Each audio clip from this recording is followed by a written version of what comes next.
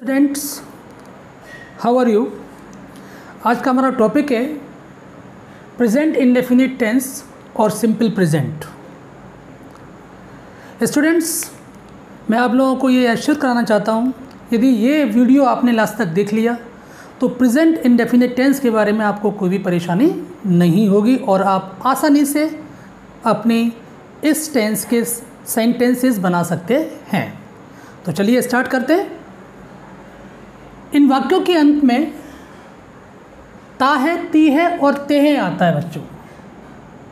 ता है, ती है और ते हैं। इसकी जो हेल्पिंग वर्ब होती है वो डू और डज, और मेन वर्ब होती है वर्ब की फर्स्ट फॉर्म या एस और ई एस का प्रयोग। बच्चों, आप सोच रहे होंगे कि एस और ई एस का प्रयोग कहाँ होगा और कहाँ पर एस और ई एस का प्रयोग नहीं होगा। तो बड़ी सिंपल सी बात है, ऐसे सब्जेक्ट जिसमें ही, सी, इट और सिंगुलर नाउन आ रहे हों वहाँ पर हम एस और ई एस का प्रयोग करते हैं। आई, वी, यू, दे और प्लूरल नाउन आ रहे हों वहाँ पर हम एस और ई एस का प्रयोग नहीं करते हैं। बच्चों, अब आपके दिमाग में एक क्वेश्चन और आ रहा होगा कि एस का प्रयोग कहाँ करेंगे और ई एस का प्रयोग कहाँ करेंगे, जबकि सिमिलर नाउन में ही, सी, इट के साथ में या तो एस लगाते हैं ई एस लगाते हैं।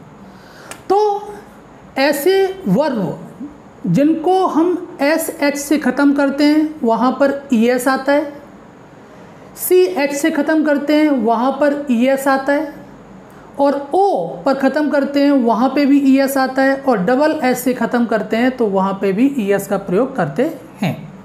ओके, तो इन वर्ब में हम ई एस का प्रयोग करेंगे और बाकी सब में हम क्या करेंगे, एस का प्रयोग करेंगे, जब हमारा सब्जेक्ट कैसा हो बच्चों, सिंगुलर हो। ओके, अब मैंने आपके लिए यहाँ पर पॉजिटिव में, नेगेटिव में और इंटेरोगेटिव सेंटेंस में किस तरीके से हमें ये सेंटेंस बनाने होते हैं वो हम जानेंगे इस फॉर्मूला के माध्यम से।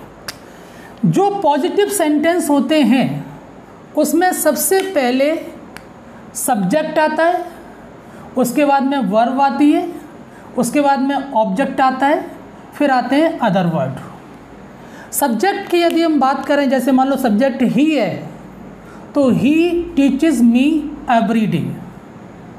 ओके, नेगेटिव सेंटेंस में सबसे पहले हम क्या लगाएंगे, सब्जेक्ट, फिर डू और डज या नेवर और नोट का प्रयोग करेंगे, वर्ब की फर्स्ट फॉर्म आती है, ऑब्जेक्ट और एस और ई एस का प्रयोग किया जाएगा।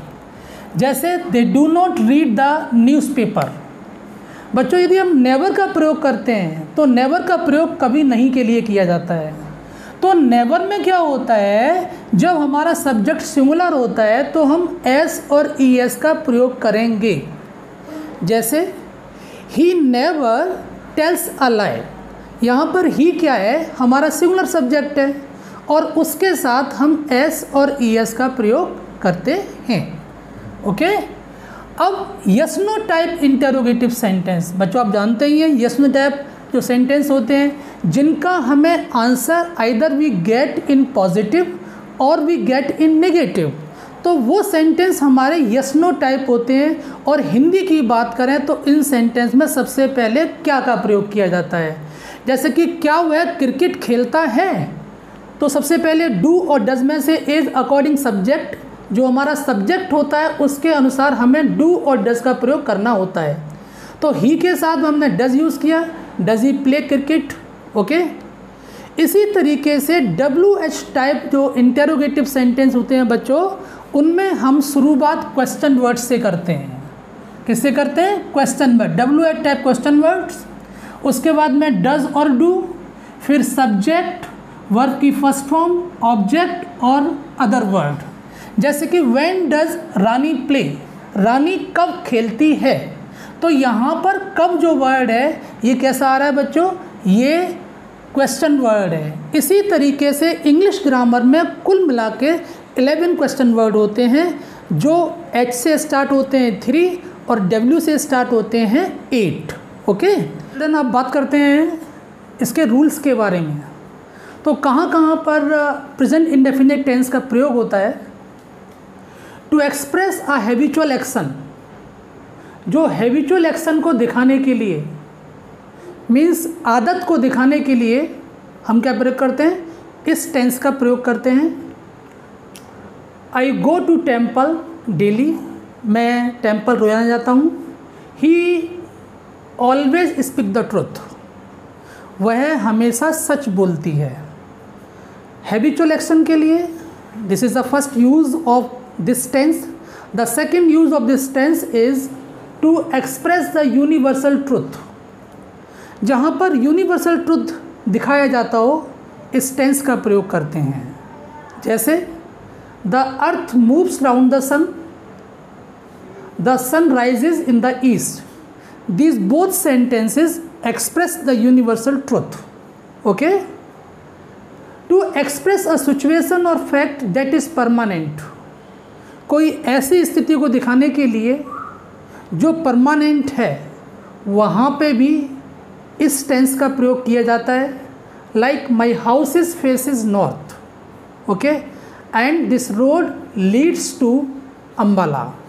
Okay, next use of this tense is to express an action which must be happen in the near future, एक ऐसे एक्शन को दिखाने के लिए जो नियर फ्यूचर में घटित होने वाला होता है, उस टेंस का, उस सेंटेंस को भी हम इसी टेंस में बनाते हैं।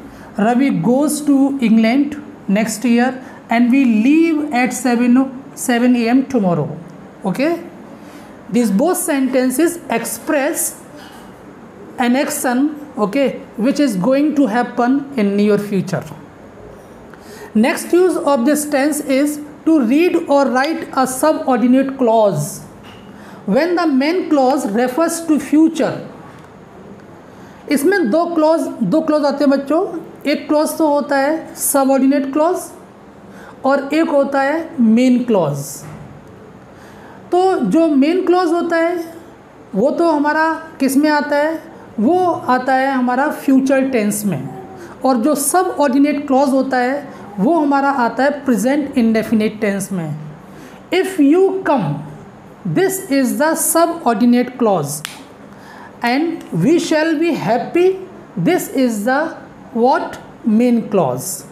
जो हमारा मेन क्लॉज है वो फ्यूचर इंडेफिनिट टेंस में आएगा, और जो सबऑर्डिनेट क्लॉज है वो हमारा प्रेजेंट इंडेफिनिट टेंस में आएगा। इसी तरीके से if you work hard, this is in present tense, ये प्रेजेंट टेंस में है।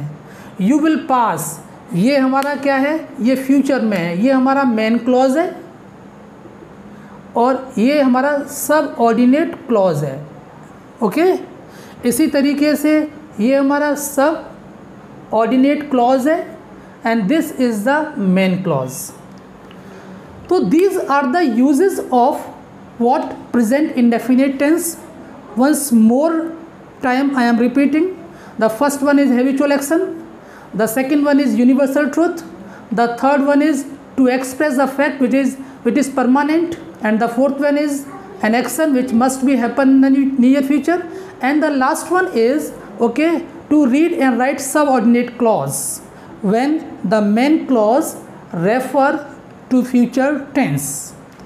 इसके कुछ एग्जाम्पल्स भी मैं आपको लिख रहा हूँ इस इंडेफिनिट टेंस के लिए, so that you can understand easily।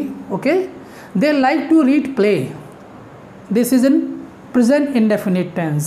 she does not tell a lie, does she come to school every day? okay, yes no type interrogative। who plays chess with you? interrogative WH type। how much water do you drink every day? this is also an interrogative sentence, okay, of WH type। the tense is over। I hope that you all will understand this video. okay, thank you very much for watching this video।